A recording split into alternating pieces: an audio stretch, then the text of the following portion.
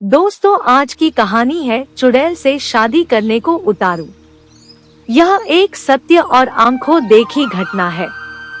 हमारा गांव गोंडा जिले में पड़ता है।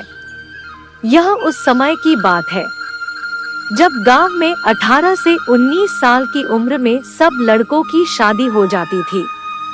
उनमें से एक मेरा मित्र रमाकांत भी है। उसकी शादी 3 साल पहले हो चुकी थी और अब उसका गौना भी आ गया था। उसकी बीवी बहुत निडर थी। इसको मैं निडर इसलिए बता रहा हूँ कि उसकी निडरता एक दिन बहुत भारी पड़ गई थी। 3 से 4 साल पहले तक गांव की अधिकतर औरतें सुबह सुबह उठकर लोटा लेकर नित्य क्रिया के लिए कोई खेत में तो कोई खुले मैदान में जाती थी। वो भी जब गांव के पुरुष लोग सो रहे हो तब जाती थी।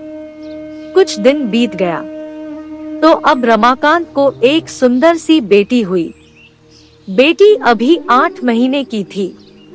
उस समय उसकी बीवी सुबह सुबह अकेले उठकर खेत में चली गई और अपने सासू माँ को या फिर अपनी जेठानी को भी नहीं जगाया। वह अकेले ही चली गई क्योंकि वह तो बहुत निडर थी। लेकिन उस समय वह ना तो हाथ में चक्कू और ना ही माचिस लिया।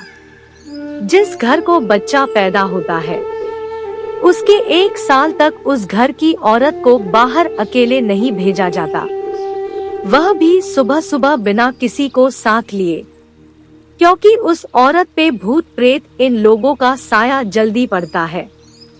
लेकिन वह अकेले गई थी। तभी वहाँ बेल का पेड़ लगा था। उस पर एक चुड़ैल घूम रही थी जो इसके साथ नहीं आना चाहती थी, लेकिन फिर भी वह आ गई। जब रमाकांत की औरत खेत से आई तो लोटा फेंककर पलंग पर बैठकर गाना गाने लगी। बगल में ही खाट पर लेटी हुई उसकी बच्ची जोर जोर से रो रही थी, लेकिन वह तो गाने में व्यस्त थी, इसीलिए उसे सुनाई नहीं दिया।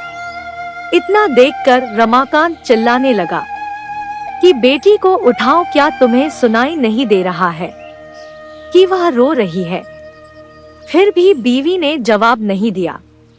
तब तक रमाकांत की भाभी आ गई और वह समझ गई कि यह कौन है और रमाकांत को इशारा किया कि जाओ दादाजी को बुला लाओ। इतना सुनते ही रमाकांत समझ गया कि मेरी बीवी के ऊपर कोई चुड़ैल का साया है।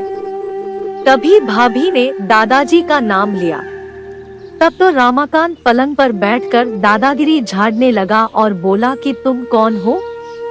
यहाँ पर क्यों आई हो? क्या तुम मुझसे शादी करना चाहती हो? तब तक गांव की कुछ औरतें और कुछ पुरुष मजा लेने के लिए इकट्ठा हो गए। चुड़ैल ने कहा कि मुझमें तुम्हें क्यों दिलचस्पी हो रही है? क्यों मुझसे शादी करने के लिए आतुर हो? तो रमाकांत झट से बोला कि मैं कुछ काम धंधा तो करता नहीं, लेकिन अगर तुम साथ रहोगी तो धन दौलत लाती रहोगी। चुड़ैल ने हंसकर बोला, ऐसा कुछ नहीं होता। हमारे में भी कोई ना कोई मुखिया जरूर रहता है जो धन दौलत की रखवाली करता है। तुम चाहो तो हमारी दुनिया में चलो, तब मैं तुम्हें सब कुछ दूंगी, पर अभी नहीं क्योंकि तुम जीवित हो। रमाकांत समझ गया कि अब मेरे हाथ कुछ नहीं आने वाला है, तो उसने बोला कि ब्राह्मण परिवार में आते हुए तुम्हें डर नहीं लगा? और नीचे बैठे हुए सब लोग मजे लेते हंस रहे थे। तब तक दादाजी भी आ गए और बोला कि यहाँ से सब लोग हट जाओ और अपने अपने घर जाओ। इतने में रमाकांत की बीवी भी पलंग से नीचे उतरकर सिर पर पल्लू डाल दिया और चुड़ैल भी चली गई। तब रमाकांत मन ही मन बड़बड़ाने लगा कि इनको भी अभी आना था। अगर थोड़ी देर बाद आते तो क्या पता मैं भी मालामाल हो जाता। बेचारा रमाकांत बहुत दुखी हो गया।